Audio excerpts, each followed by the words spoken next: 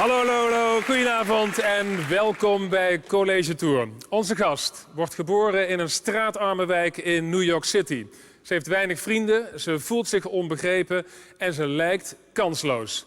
Maar 57 jaar later is ze de trotse bezitter van een Emmy, een Tony, een Grammy, een Oscar en 2 Golden Globes. En samen met 500 studenten hier in de Kerk de Duif in Amsterdam interview ik actrice, talkshow-host en stand-up comedian Whoopi Goldberg.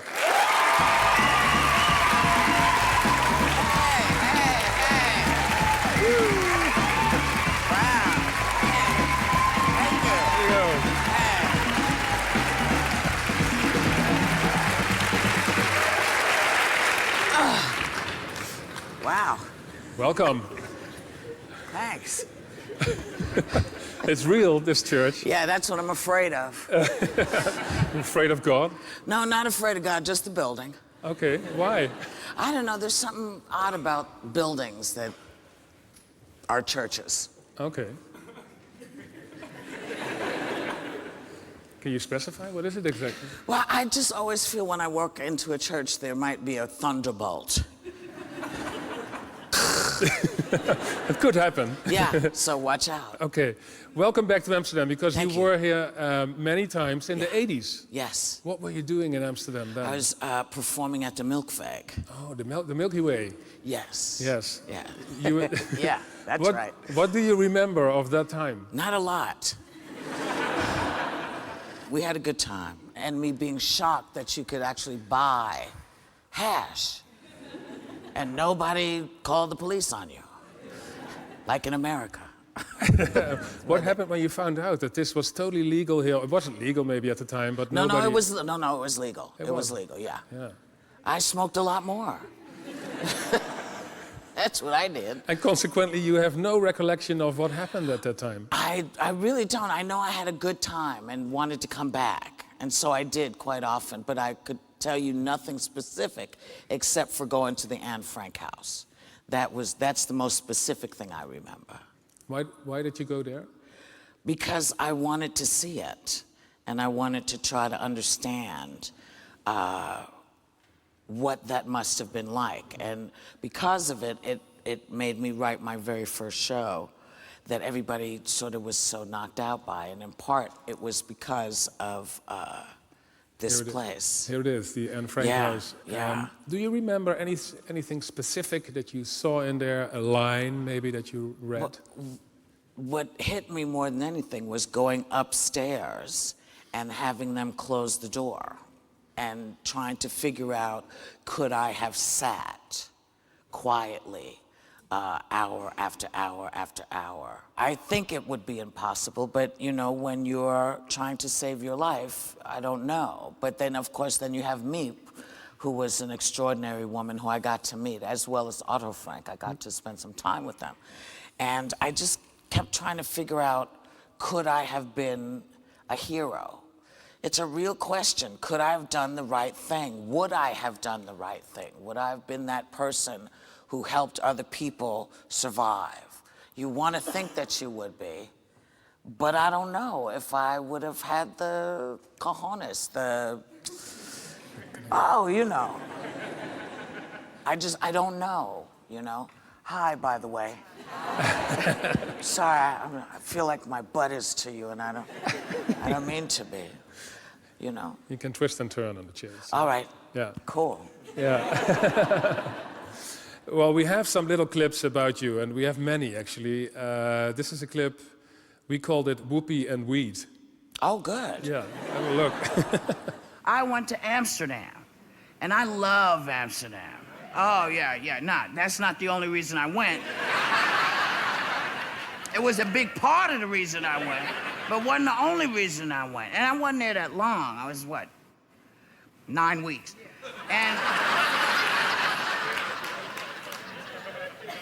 And for 8.5 of those weeks, I was high as a motherfucker. You can say that? Actually, yeah. Wow. You can say anything here. If you want to curse, it's fine with me and we don't beep. Wow. Okay, we have the first question here. Hi, I'm Wesley. Hey, Big Wes. fan, of course. Thank you. And since you obviously smoked a lot of weed, and I know you have a fear of flying, I was wondering if you might smoke one of our Dutch Pride, one of our joints on the way home. No, I won't, and I'll tell you why. I would never want to jeopardize the pilot. You see, it's illegal in New York City. Oh, okay. And I would not want to have them searching the plane looking for something odd. So no, I find that it's better for the doctor to take my doctor prescribed stuff. Okay. That knocks me out. You know, because you know when you're high, it's kind of like, hey, what's that, man? What's that sound? Oh my God, what's going on, man? Oh my God. You know, and then you got 6 more hours of plane flight. So nobody wants to be with me like that. So Okay. I figure the pills are better for me. Yeah, true. You were born in New York City in an area that I know very well, Chelsea, which is Yes. now hip and happening, Yeah. galleries there. Yeah. It wasn't when you were there. There was a housing project where you were born. Yes, still there. And I understood that you didn't study because you have dyslexia. It wasn't, well, I had a hard time reading because I couldn't read because words and numbers don't make sense to me. And so because of it, I was put in the slow class. And I could remember anything you told me. I just couldn't do it like everybody else. And I had a brilliant mother who eventually became a Head Start teacher because of her children, her weird children. She was also very weird. And she understood that I learned differently than anybody else. And so she was like, you know, if you're not gonna go to school the normal way, then let's talk about different ways for you to get an education. And I know that education is important and I recommend it for people, but not everybody learns the same way. And if you're not someone who learns like everyone else, find other people like yourselves so that you can get through it and you're not by yourself. Because for me, there was no one else to turn to and say, I'm weird, I don't see it the same way. And so people thought I was lazy, you know, teachers, because they didn't have a word for dyslexia. There was no such thing as ADD. You got an A or a D on a test. That was all there was. So there were not groups of people who you could turn to. So did you have a hard time also with finding friends and making No, connections I to people? always had friends, but I was weird. What You is know? weird? What do you mean? Well, I liked weird stuff. Like? You know, I liked white people.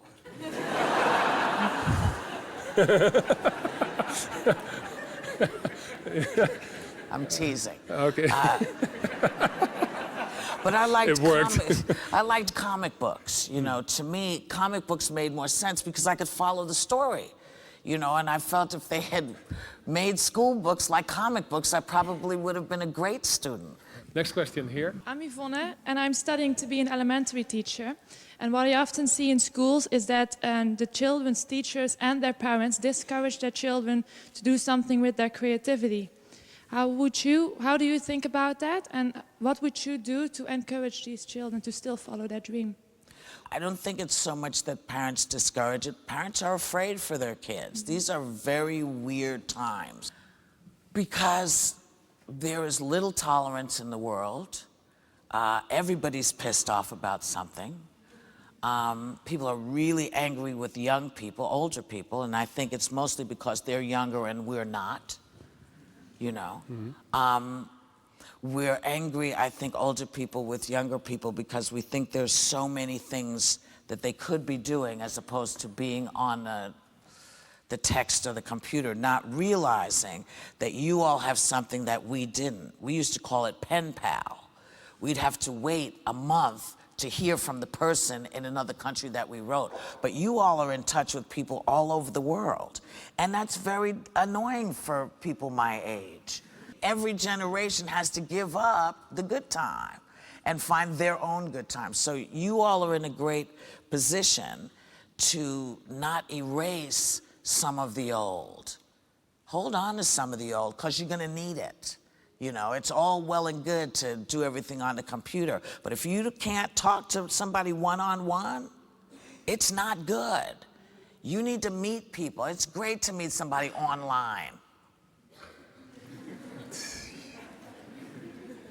But you need to, go into a bar and hook up occasionally.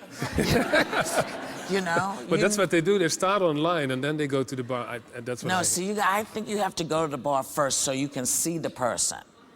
Because everybody lies online. I lied online. I said I was 6'1" and blonde hair and blue eyes. Then the man came in looking for the girl. Then I saw him and I thought, I'm going home. So it worked out for me. But that's what I suggest. There is a Dutch actress, a big admirer of yours, and we asked her to tell a little bit about you and your career. Wat onze overeenkomsten zijn? We zijn allebei zwart. Maar wij zijn ook bewoners van Sesamstraat. Whoopi is eigenlijk een constante talent, kun je het noemen. Ik vind het heel bijzonder wat ze kan. Say no! I promise you. Until you do right by me, everything you think about is gonna crumble. Little me? Orticia? Orlando, is that you? Damn, baby, what you do to your hair? Mijn favoriete film is, denk ik toch, Sister Act. Oh, no. I can't do this. I'm sorry. People wish to kill you. Anyone who's met you, I imagine. I will follow him wherever he may go. Whoopi heeft zoveel prijzen gewonnen. Ik geloof 50 nominaties. En daarvan heeft ze, volgens mij 45, heeft ze in de wacht geslepen. And the winner is Whoopi Goldberg, the color person. Whoopi Goldberg. And the Oscar goes to Whoopi Goldberg.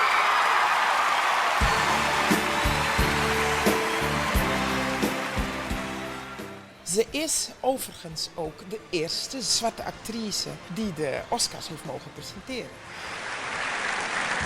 Good evening, loyal subjects. I am the African queen. Come and get me, boys. I am the original sexy beast. De inspiratie die een zwarte actrice mij en ik denk nog andere zwarte mensen geeft, is het feit dat het niet zo makkelijk is om op die sport van de ladder terecht te komen en er te blijven. Dutch actress Gerda Havertong, question here. Hi. Hi. My name is Elmer. Hi. I was wondering, is it still difficult for black American women to build a successful career? Can be, yeah. I think it's hard for any actor to build a successful career these days, it's the nature of the beast of the industry. But I think, once they've gone through all the white actresses, then they get to us. And then we're fighting to try to get into place to try to get seen. So yeah, I think it's still a little bit difficult. But the greater picture, like black women in America? Black women in America, it's hard. It's hard. We're still, listen, we finally have a black president and we have more racism than ever. That's too It's bad. like, go figure. If you didn't, it's like everyone was asleep when they voted. And they woke up the next day and a black man was president. They were like,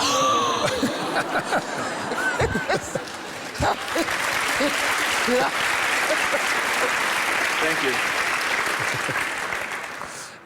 When you got the Oscar, it was not a novelty. There was somebody before you, but it's still very unique. And then after you came Halle Berry. 70 years before me. 70 years. It took 70 years for another black woman to get an Oscar. An actress for Gone with the Wind? Yes, Hattie McDaniel. Right. Yeah. And after you, Halle Berry came, and this is what she had to say during the Oscars. And the Oscar goes to Halle Berry in Monsters Ball.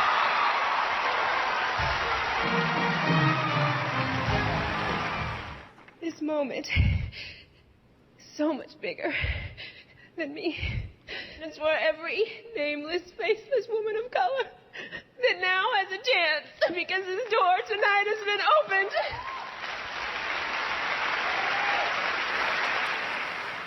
You were there that night.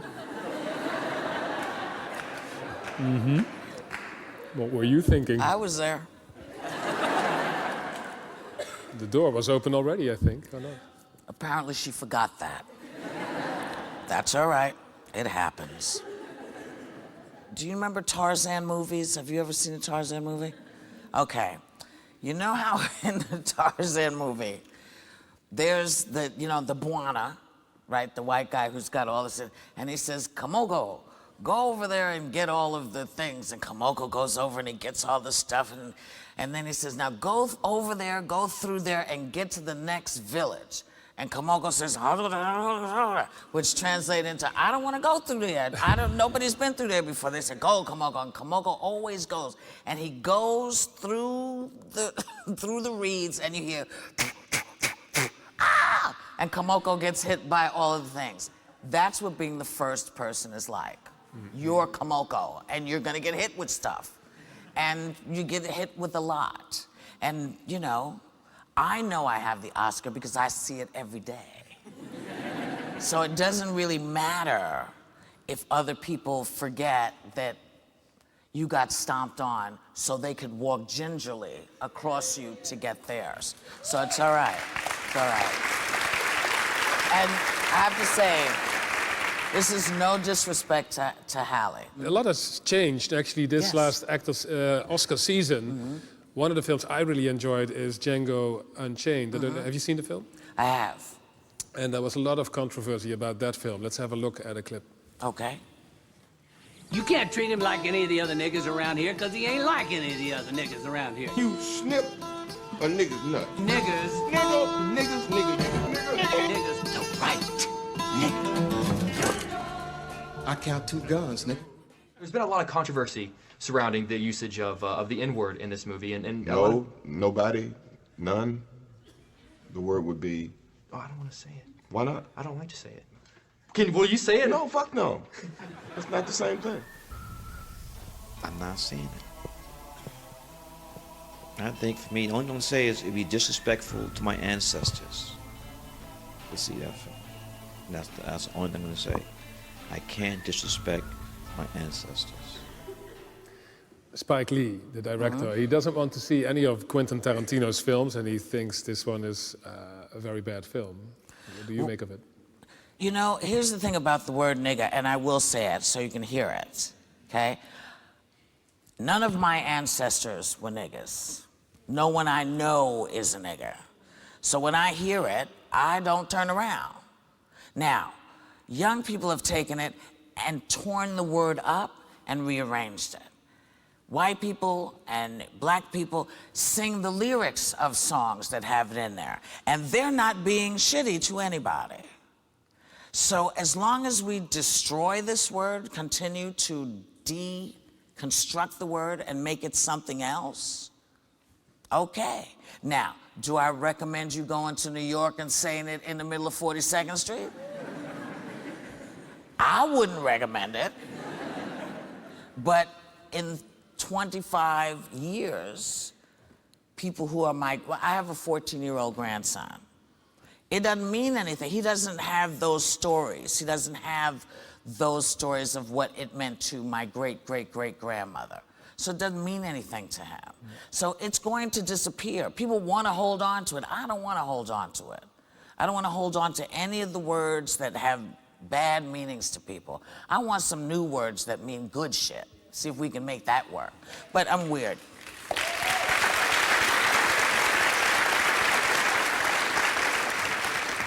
Well, over the years, you've won a lot of awards. I mean, you've won Oscars, Grammys. You even played in Star Trek. Yes. What was the achievement that made you think, yes, I did it? The things that I loved as a kid, doing Star Trek, that made me incredibly happy. Because without Star Trek, people would still think there were no black people in the future. Okay?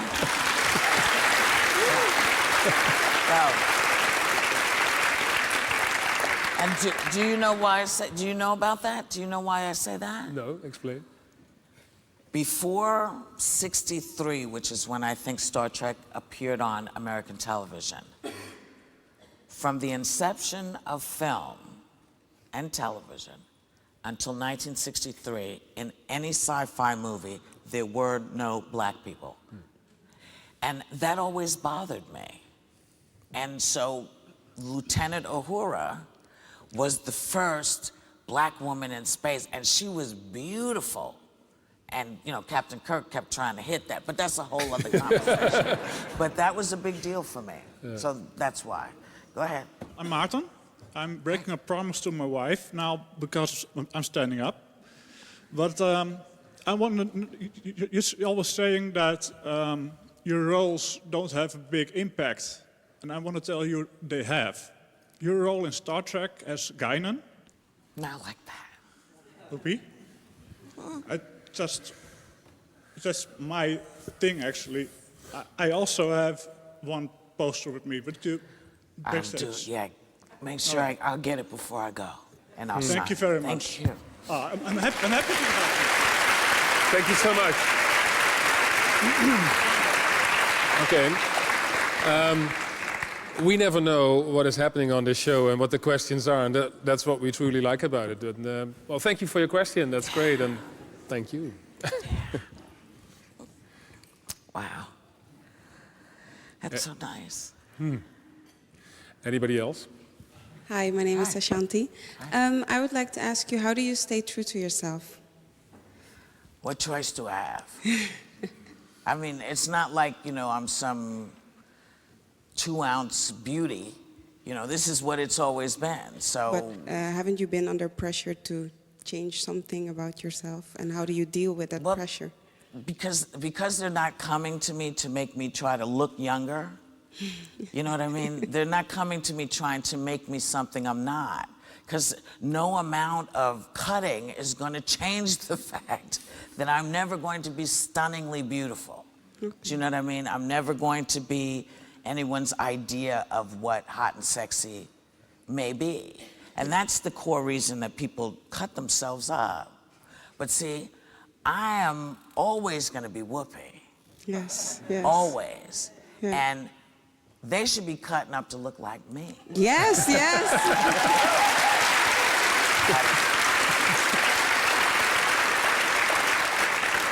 Can you hold on 1 second? Can you hold on 1 second? Because these guys have been standing a while too. Okay.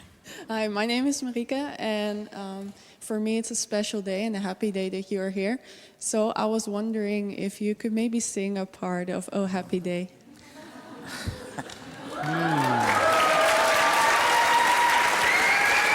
By the end of this, I will. By the end of our time together, I will do that. Great. Okay, thank you. That's a promise. Next one. How did you get the idea to make a musical from the movie Sister Act? Well, it wasn't my idea. Someone else had decided they wanted to do it. And I said, oh, I'd like to be part of that. And they said, no, no, we don't need your help. And I was like, okay.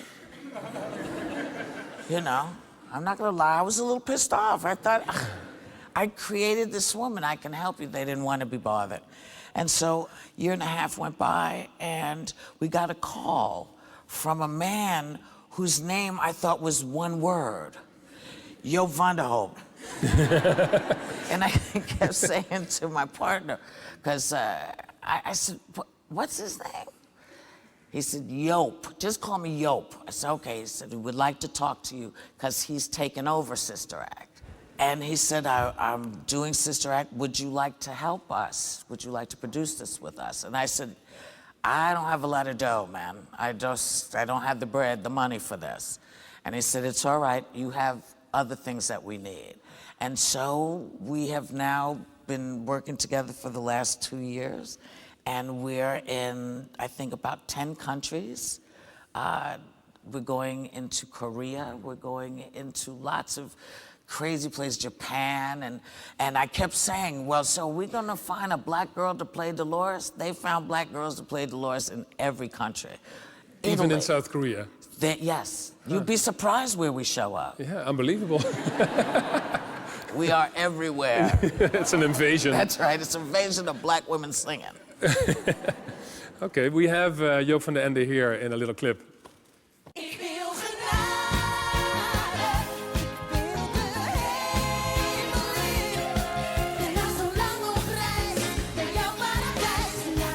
Toen heb ik Whoopi gevraagd om mee te doen. En die heb ik toen overtuigd. Want die zei eerst nee.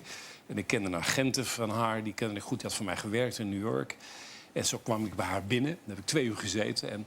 En ik heb haar echt overtuigd. Je moet verdomme meedoen. En dat is een hele leuke samenwerking geworden. Ik wacht en ik wacht, het is bijna vandaag. Tegen mij toch elke nacht. Ik wil genade. Wow. There you go. Joop van Ende, is he a good producer for a show as well? He's a great producer. He loves actors. He loves actors. This is a rarity, you know. He makes sure that the actors have what they need. They're treated well, they're fed, that their rooms are good. Whatever they need to make their artistry easier for them to do. And I love him for that. Where's the microphone? Here. There is a Sister Act movie, there is a Sister Act musical. But what is for you the most important message of Sister Act? The most important message for me with Sister Act is that we are all pretty much one person. We're all the same. Yes. You know, we bleed the same, we laugh the same, we cry the same. And so making snap judgments about who's who and what that person is no longer a good idea, you know. I went to Catholic school. I happen to like nuns a lot. And once I thought, I might be a nun. And one of my favorite nuns said, that's not your calling. Your calling is not to be a nun. God's called you for other stuff. And so when I saw her recently, I said, is it okay? What do you think? She said, you're doing pretty well. Doing pretty well. That's great advice. I think it's true. You know, you have to listen for your call. Because it's there. And sometimes it doesn't come right away. A lot of people are pissed off with the Catholic Church. Are you angry with the Catholic Church, or did it do well for you? I am angry. I'm angry with the Pope. I'm angry with a couple of the bishops that I'm aware of. Because to not tell people that you're putting a monster in their midst is horrible. To leave little children up for grabs seems so against what the Catholic Church says they're about. And so I was really angry. They knew better. They knew. And so, yeah, I'm pretty pissed at them. Good message in the Catholic Church. Over there. Do you believe that there is an afterlife and a God waiting for you, maybe?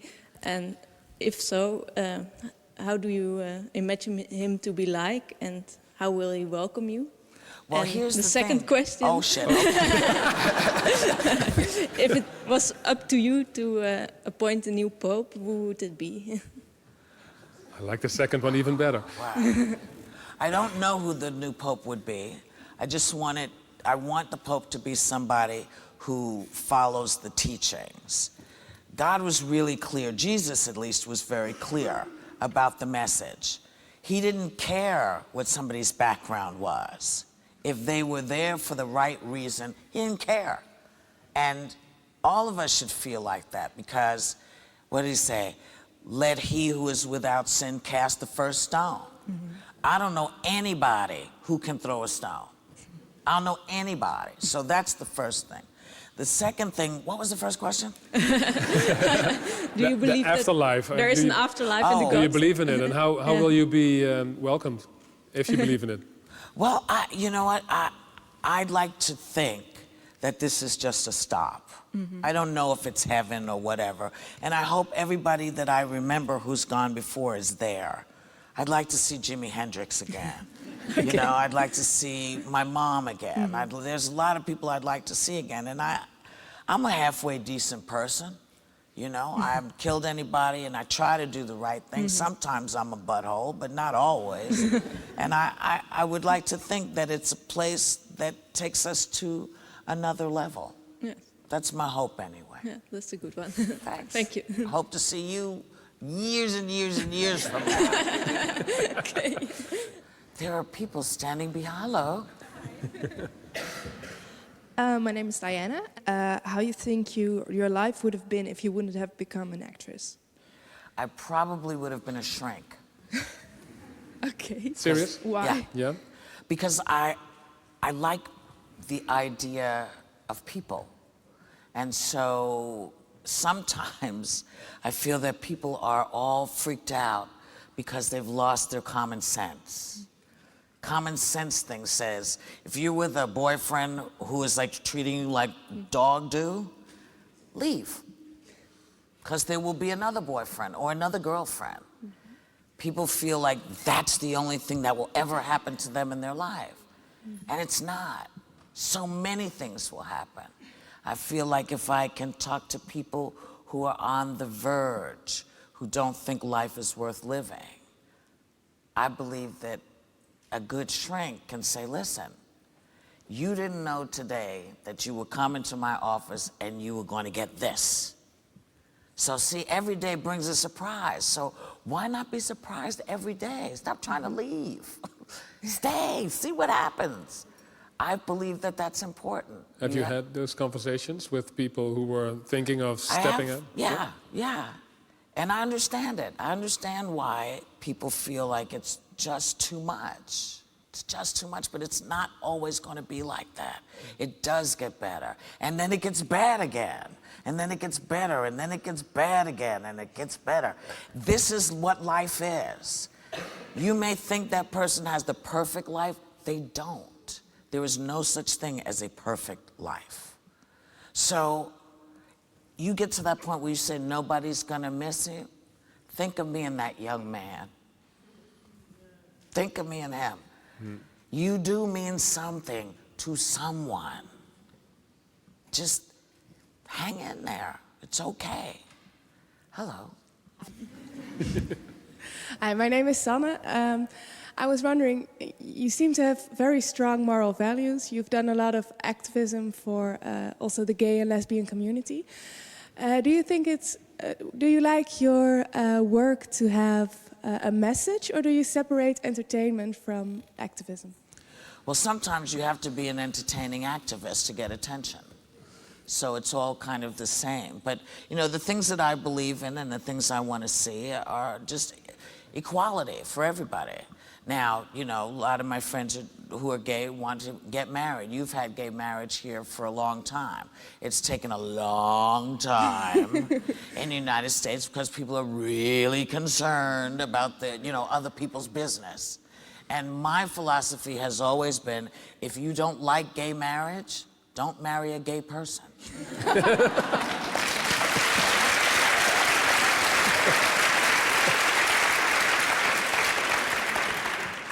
Hi, my name is Michelle, and I was wondering how you prepare for movies with your dyslexia.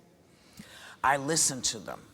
People talk them to me, or in rehearsal I learn a lot of stuff, because repetition is good for me, so I can fumble through a lot, and I get a lot of help, because everybody knows. I can't hide it anymore, everybody knows.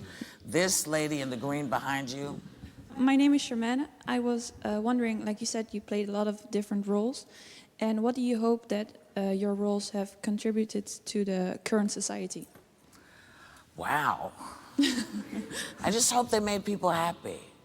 Just, you know, for an hour and a half, I hope somebody was made happy by it, that's all.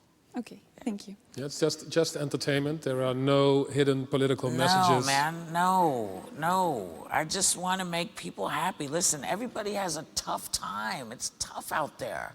So if I have something that, you know, just took a little pressure off, what's better than that? Go ahead. Okay, thank you. Hi. Hi. If you could change one thing, what would it be? Like in the whole world? Yeah. Or on myself? It's up to you. You could just change one thing. What would it be? Let's see. I would decree that no woman has to have a period again.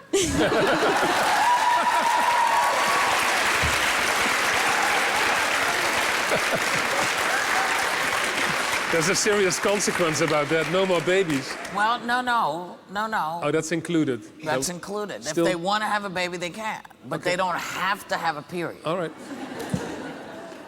Hello. I'm Stella. My parents are really big fans. And you hate me. No, no, absolutely not. But their favorite movie is Jumping Jack Flash, which is also mine. And I wanted to ask you, is it a lot of fun on set? Well, when I was filming it, that was a rough set because we started out in New York and then they fired the director and made us all go back to Los Angeles to a brand new director. So it was a little freaky. But we had fun because it was just a good group of people, and you know, then we got to make this really crazy video with Aretha Franklin and Ronnie Woods and Keith Richards, and so that made me happy. It was a good time. And in this film, there was somebody from this country, an actor as well. Jérôme Crébé, my man. Here he is, your man. Don't complain. Shut up, okay? What a wise idea. Yeah, you're right.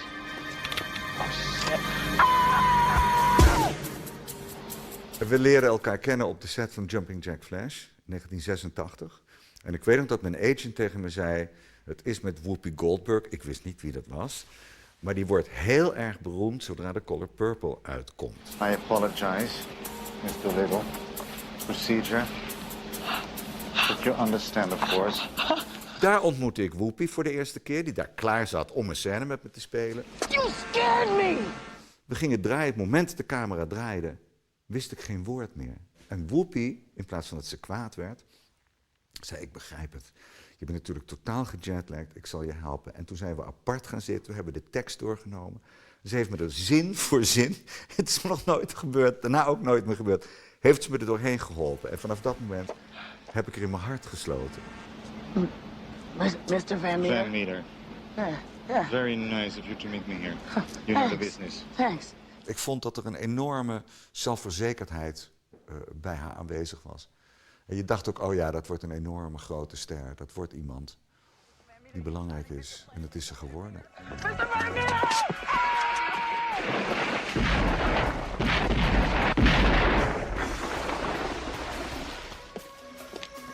Mr. Van Meter.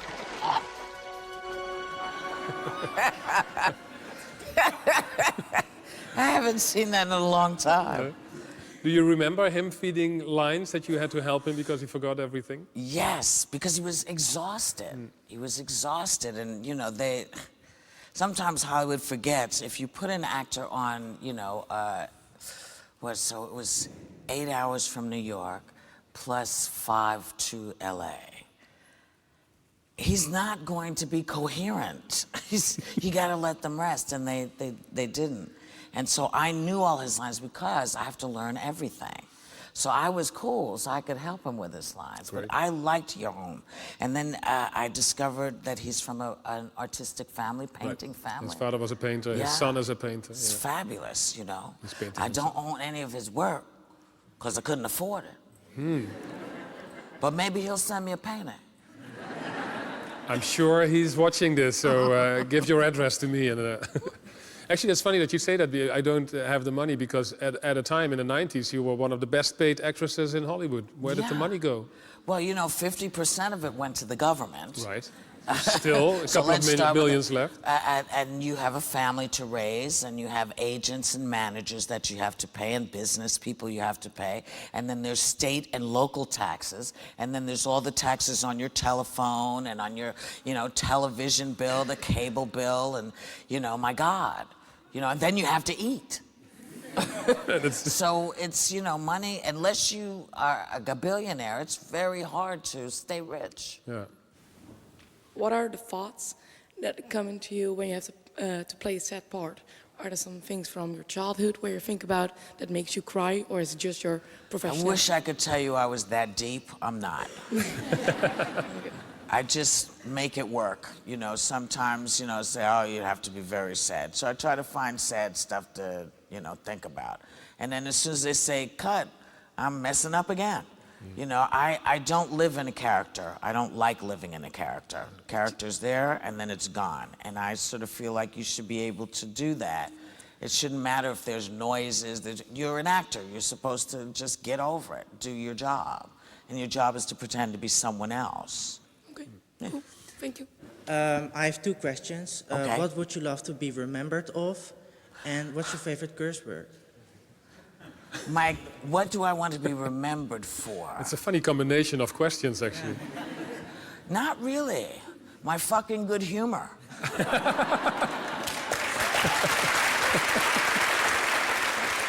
We have a couple of things, one or two, that we want to do, because we have a little surprise for you as well. But we, Yep. But we always ask at the end of the recordings to the students here, based on your life, what is the best advice you can give to students here and the people watching at home? The best advice I could give is to try not to be influenced by what other people think of you. Try to figure out what you think of yourself and go from there. It's very hard, I know, because you're gonna get besieged by millions of people telling you what to do. But you're smart enough to know what those things are. And you're smart enough to know that it's okay to make mistakes. Not the mistakes that will take your life, but mistakes. You know you're smart enough, you're old enough, and you're not gonna be who your parents want you to be. You're gonna be who you end up being. You see, because you have two parents, two people went into making you, whether you're living with both of them or not. There are two different styles living within you. And then from those two, you blend it and make it your style. Be you. Just be you. And it's okay. You can be however you want to be. I'm tattooed. A lot of people say, oh, I would never let my child get a tattoo. But see, to me, I let my kid get a tattoo. And when she discovered that one of the tattoos she had she didn't want, she said, oh, why did you let me do it? I said, because it's your skin. That's your decision. These are decisions that you will make, and you have to live with the consequence. And there are consequences to the choices you make. Take a minute, think about it. Don't rush, because there's time to think. And then, if it works, great. If it doesn't, make the shift. But you're not children anymore. And mom and dad and auntie and grandma, they'll be around, but this is yours now. Good luck. Whoopi Goldberg.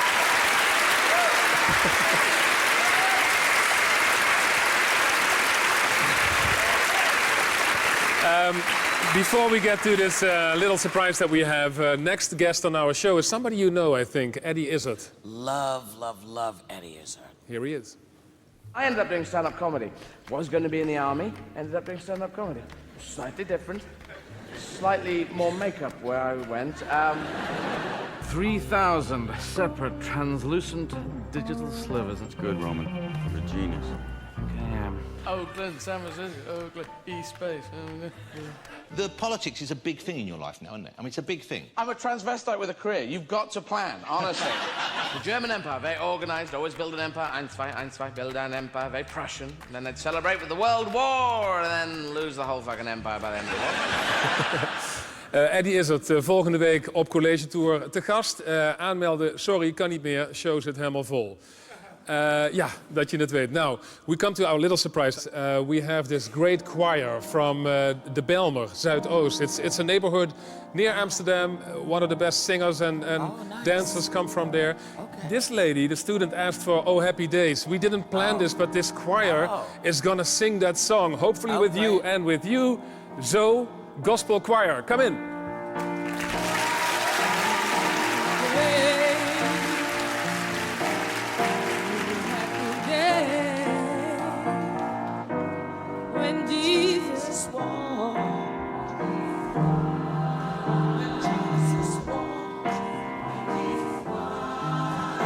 Jesus walked, he washed my fears away. Ah, happy day.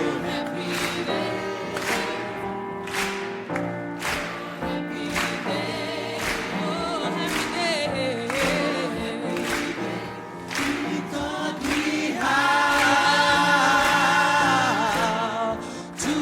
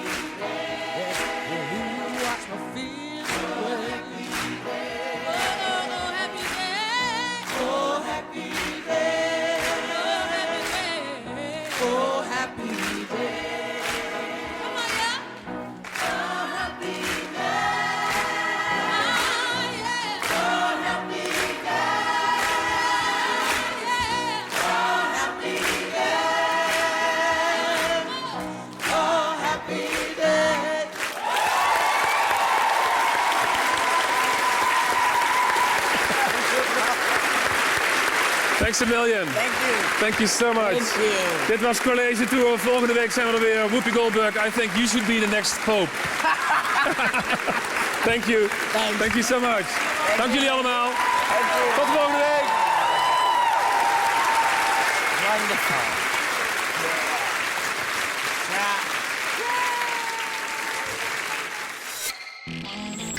NTR, speciaal voor iedereen.